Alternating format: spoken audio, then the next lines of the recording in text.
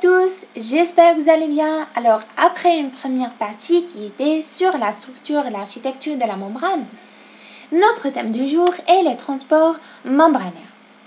Alors, on commence. On sait bien que notre membrane plasmique constitue une barrière hydrophobe, substance hydrosoluble, et donc on peut dire qu'elle va contrôler sa perméabilisation et réalise une sorte de perméabilité sélective entre deux milieux, le milieu extracellulaire et le milieu intracellulaire. Donc, notre question, c'est quoi un transport membranaire? Un transport membranaire, c'est tout simplement le déplacement des ions ou des molécules à travers la membrane. Alors, le transport membranaire présente deux grandes entités. Alors, on a des transports sans et des transports avec. Sans et avec quoi? Donc, ce sont des transports sans ou avec mouvement membranaire. Alors, pour les transports sans mouvement membranaire, on distingue le transport passif et le transport actif. Alors que pour les transports avec mouvement membranaire, c'est tout simplement le trafic vésiculaire ou bien le transport vésiculaire proprement dit. On commence avec les transports sans mouvement membranaire, dont ils possèdent deux types. On a le transport passif et le transport actif. Pour faire la différence entre ces deux types de transport, il faut chercher si ce transport est selon ou contre le gradient de concentration ou le gradient électrochimique. Juste une remarque pour le gradient électrochimique qui est plus caractéristique des ions. Alors, on dit électro, c'est par rapport au potentiel électrique de la membrane. Chimique, c'est par rapport à la concentration de cet ion de part et d'autre de la membrane. Deuxièmement, si ce transport dépend ou non de l'énergie. C'est-à-dire, est-ce qu'il va consommer de l'énergie ou non? Passons maintenant au transport passif. Alors, ce transport passif possède aussi deux types. On a la division et aussi on a l'osmose. Dans la division, on a la division simple et la division facilitée. Il faut connaître les caractéristiques de ce transport passif. Alors, dans ce transport passif, les molécules et les ions passent selon leur gradient de concentration. C'est-à-dire, ils vont traverser la membrane d'un milieu où leur concentration est plus forte vers un milieu où leur concentration est plus faible. Plus, ces transports passifs ne consomment plus de l'énergie. Pour la diffusion. Alors, on peut définir la diffusion comme étant un mouvement spontané. Un mouvement spontané de quoi? Des molécules et des ions suivant le gradient de concentration ou bien le gradient électrochimique sans dépense d'énergie. On commence avec le premier type de la diffusion, qui est la diffusion simple. Alors, cette diffusion simple concerne un très petit nombre de molécules, notamment les molécules non polaires comme les gaz, les molécules liposolubles afin de pouvoir se mélanger avec la membrane, comme les hormones stéroïdes et les vitamines liposolubles, et troisièmement, les molécules polaires. Mais les molécules polaires possèdent une condition. Cette condition est quoi? Et la petite taille. Alors, puisque notre membrane possède une sorte de pores, les pores donc assurent une continuité entre le milieu extérieur et le milieu intérieur. Alors, ces composés hydrosolubles ou bien ces composés polaires pour pouvoir traverser cette membrane ou ces pores doivent avoir une petite taille car le diamètre de ces pores est très faible. Dans cette présentation, on voit que les molécules traversent, dans la diffusion simple, traversent la bicouche lipidique en se glissant ou bien se faufilant entre les molécules de phospholipides du milieu où la concentration est très forte vers le milieu où la concentration est très faible. Ces molécules continuent à diffuser à travers la membrane, afin de réaliser une sorte d'égalité de concentration de part et d'autre de la membrane. Cette vitesse de division dépend principalement de la taille de la molécule, du gradient de concentration et aussi de l'hydrophobicité. Pour l'hydrophobicité, c'est principalement le coefficient de partage qui est calculé par la solubilité de la molécule dans les lipides sur sa solubilité dans l'eau. Et donc, plus la molécule est liposoluble, plus rapide est leur passage à travers la bicouche des phospholipides. Maintenant, on peut déduire les caractéristiques de cette division simple qui sont la première des choses, l'absence de saturation, puisque cette division simple dépend principalement de la taille moléculaire et aussi du gradient de concentration. Deuxièmement, elle n'est pas spécifique, c'est-à-dire elle n'est pas régulée.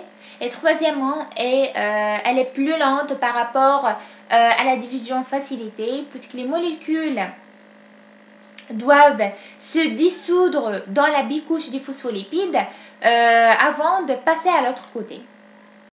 Passons maintenant à la division facilitée. Et dite facilitée parce qu'elle va intervenir des protéines transmembranaires. Pourquoi ? Afin d'accélérer la vitesse de division à travers la membrane. Donc, cette protéine transmembranaire utilisée pour la division est appelée aussi une protéine de transport, dont on va distinguer deux types de protéines. On a premièrement les canaux protéiques. Pour ces canaux protéiques, ils vont transporter les ions et aussi de l'eau. On a deux types. On a des canaux à fonction passive et des canaux à fonctionnement commandé. On va voir c'est quoi des canaux à fonction passive et c'est quoi des canaux à fonctionnement commandé.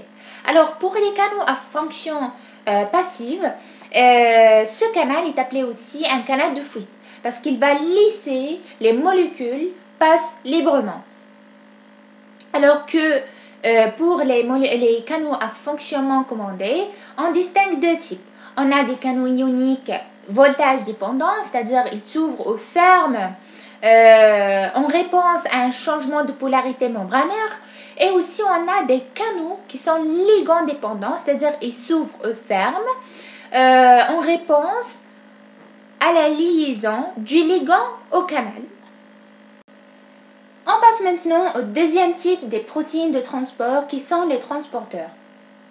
Alors, qui sont appelés aussi les perméases. C'est quoi une perméase?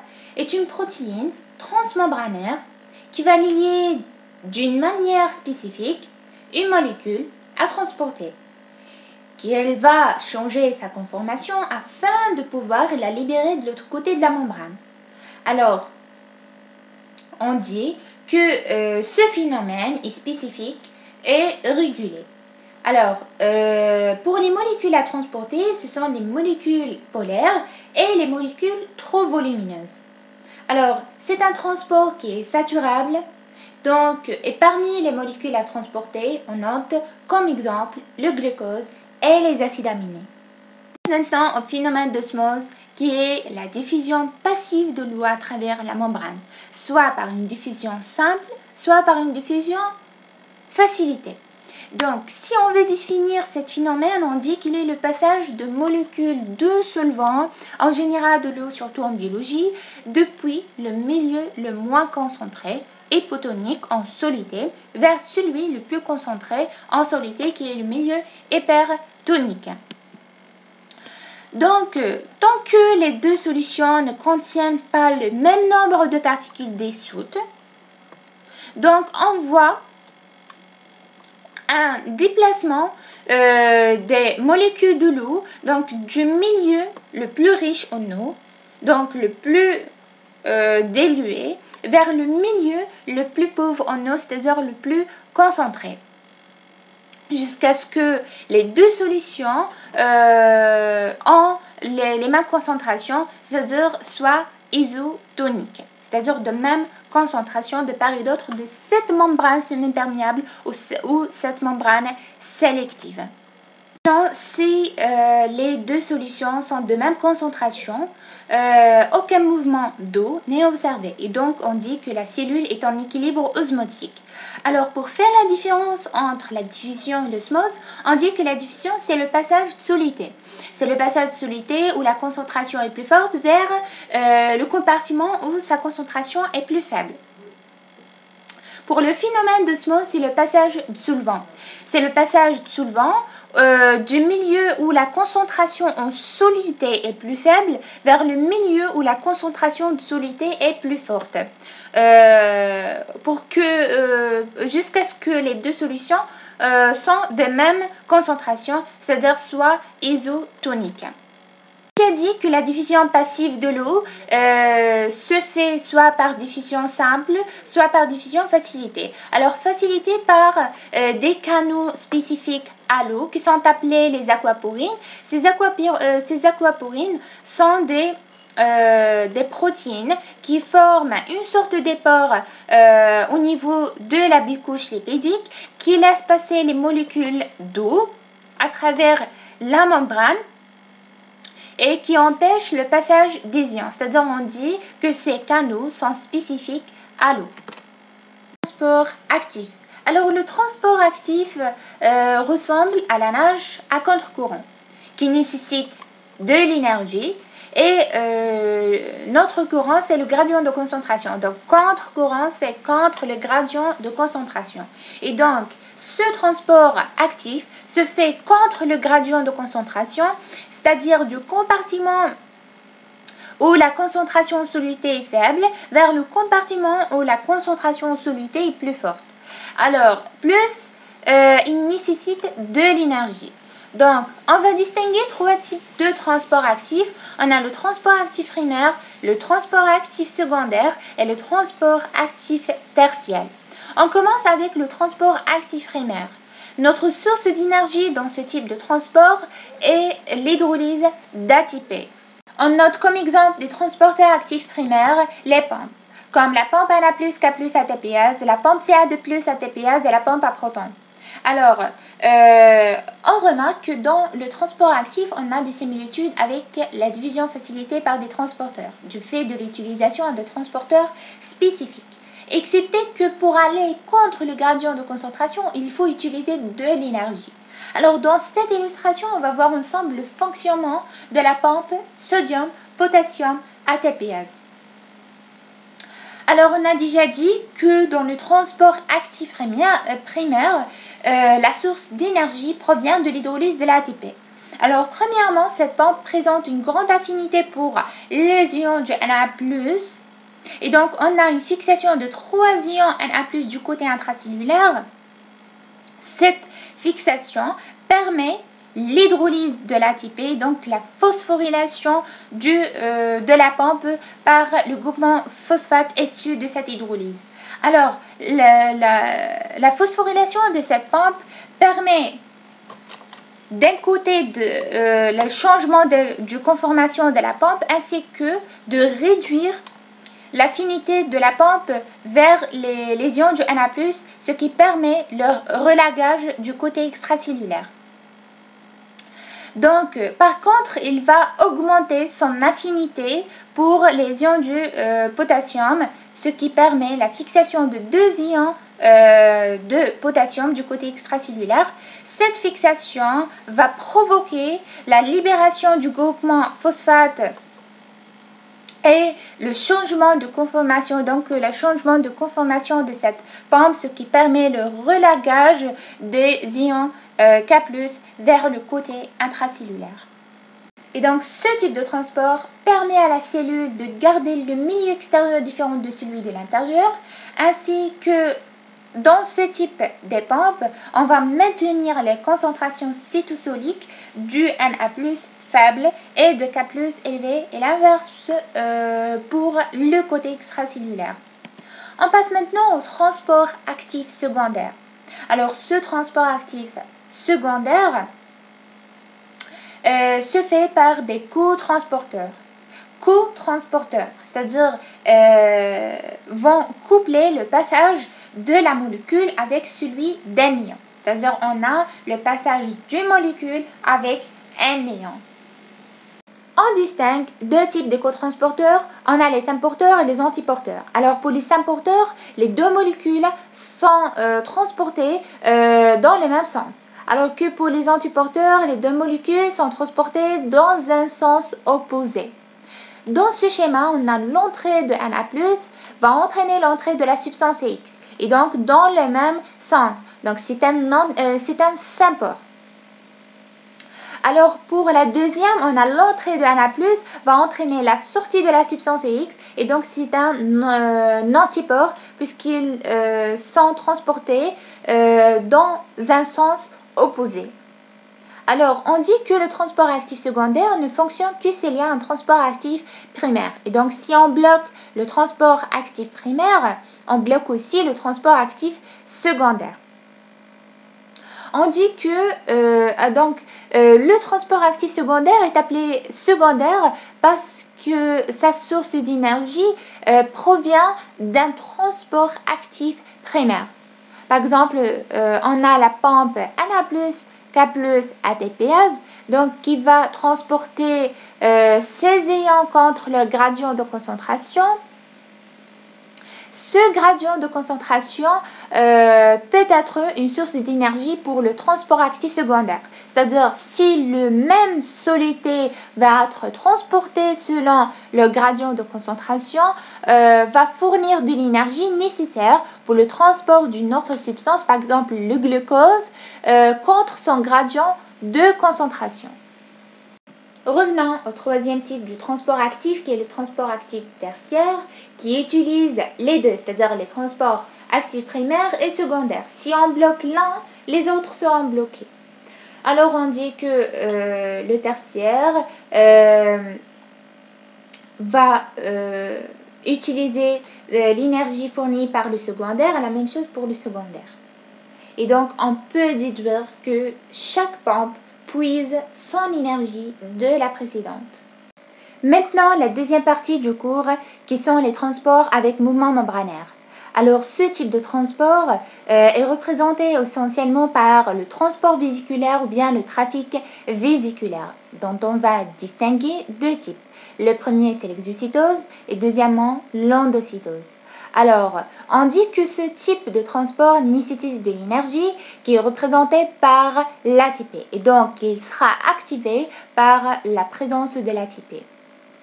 Alors, commençons avec l'exocytose. Alors, exo veut dire hors, cyto c'est de la cellule. Et donc, c'est le mécanisme par lequel la cellule va libérer des biomolécules à partir de son cytoplasme à travers sa membrane. Commençons avec les étapes de cette exocytose. Alors, on a des grosses particules ou des macromolécules qui sont enveloppées par une membrane formant une vésicule. Cette vésicule va migrer pour être juste à côté de la membrane cellulaire. On va avoir une fusion des deux membranes, c'est-à-dire la fusion de la membrane vésiculaire avec la membrane cellulaire. Et enfin, on a une libération de ces molécules vers le milieu extérieur. Alors, cette exocytose le plus souvent déclenché par un signal provenant de la surface de la membrane ou bien de la surface de la cellule, tel que par exemple une liaison d'une hormone avec un récepteur membranaire, c'est-à-dire après la liaison de cette hormone avec ce récepteur va provoquer un signal qui va favoriser cette exocytose ou bien un changement de voltage ou tout simplement le changement de la polarité membranaire. Alors, cette exocytose a plusieurs rôles. Par exemple, la sécrétion d'hormones, la libération des neurotransmetteurs, aussi la sécrétion de mucus et dernièrement, c'est l'élimination des déchets. Deuxièmement, l'endocytose, c'est-à-dire vers l'intérieur de notre cellule. Alors, on dit que l'endocytose, c'est le mécanisme permettant aux molécules d'être transportées vers l'intérieur de la cellule. Alors, ce mécanisme fait entrer des particules du milieu extérieur avec une portion de la membrane. On va distinguer trois types d'endocytose. Le premier, c'est la phagocytose, la pinocytose et l'endocytose par récepteur interposé. Mais c'est quoi la différence entre ces trois? C'est la nature des particules internalisées. Si les particules sont solides, et sont gros, on parle de phagocytose. Si des gouttelettes, on parle de pinocytose. Ou bien, on parle d'endocytose par récepteur interposé. La phagocytose, c'est l'action de manger de la cellule et donc cette cellule va manger des particules qui sont solides, des particules qui sont gros, comme les débris des bactéries. Alors cette phagocytose, qui est un mécanisme, se fait essentiellement par les cellules responsables de la défense cellulaire, comme les monocytes, les cellules phagocytaires, etc. Si on veut préciser les étapes spécifiques de cette phagocytose, on a la première étape qui est l'adhésion, c'est-à-dire que la cellule adhère à la particule étrangère.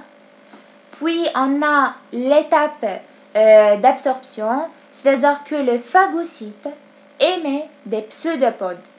Alors ces pseudopodes vont entourer le micro-organisme pathogène et forment une vésicule d'endocytose appelée phagosome. Puis on a l'étape de la digestion, c'est-à-dire les lysosomes qui se trouvent à l'intérieur de ce cytoplasme vont se fusionner avec la membrane du phagosome, donc donnant du phagolysosome. Donc on dit que les lysosomes, ce sont des vésicules contenant des molécules digestives, des enzymes qui attaquent les divers constituants de la bactérie qui aboutit à la formation d'un phagolysosome.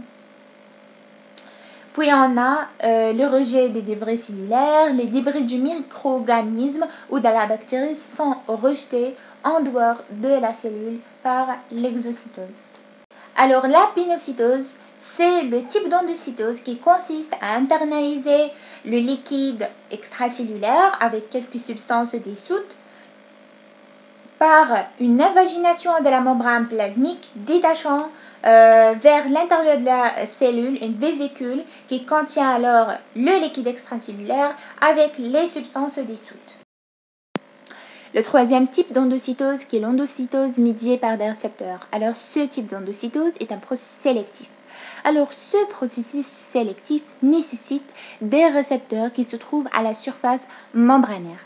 Alors lorsqu'une molécule vient se fixer sur les récepteurs qui se trouvent à la surface de la membrane, ça va déclencher une cascade de signalisation et à l'aide des protéines qui permettent le recrutement de la clatrine qui vient se fixer sur le récepteur grâce à un adaptateur. Alors après la fixation de clatrine, l'invagination se déclenche. Et donc, on a la formation d'une vésicule qui sera détachée de cette membrane plasmique grâce à une protéine dite la dynamine. Alors, cette vésicule qui est formée sera dirigée dans le cytosol et perd son manteau de clatrine qui sera par la suite recyclé grâce à un phénomène d'exocytose. Alors, cette vésicule lisse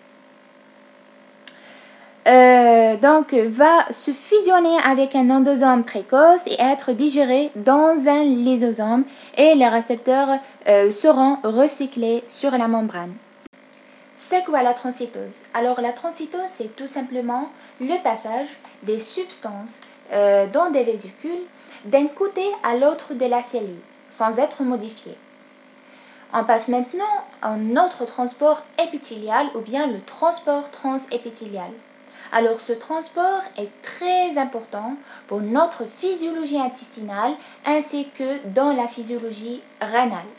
Alors, notre cellule épithéliale tapisse certains organes creux ainsi que les tubes comme l'intestin et le rein. Et donc, elle présente certaines fonctions comme l'absorption et la sécrétion des substances. Alors, le passage de ces substances emprunte deux voies. On a la voie paracellulaire ainsi que la voie transcellulaire. Mais c'est quoi la différence entre ces deux voies? Avant de passer à la différence entre ces deux voies, j'aimerais bien qu'on voit ensemble la structure de notre cellule épithéliale. Alors, notre cellule épithéliale, c'est une cellule polarisée. Elle a un pôle apical. Alors, ce pôle apical fait face à une cavité creuse ou bien remplie de liquide. Alors, un autre pôle ou bien une autre membrane qui est la membrane basolatérale. Cette membrane basolatérale fait face à un réseau des vaisseaux sanguins. Donc, pour les voies paracellulaires et la voie transcellulaire, dans la voie paracellulaire, donc les substances, il existe une certaine perméabilité qui est plus ou moins importante et varie selon le type de l'épithélium. Donc, ces substances vont franchir cet espace intercellulaire par des jonctions serrées qui va permettre à certaines substances de passer par cette voie. Alors que pour la voie transcellulaire, les substances doivent franchir les deux membranes, c'est-à-dire la membrane apicale ainsi que la membrane basolatérale, et qui vont utiliser les modes de transport qui sont déjà cités. Alors, notre cours est terminé. Je vous remercie pour votre attention et n'hésitez pas à vous abonner à ma chaîne. Une nouvelle vidéo arrive prochainement. Je vous dis encore merci et à très bientôt.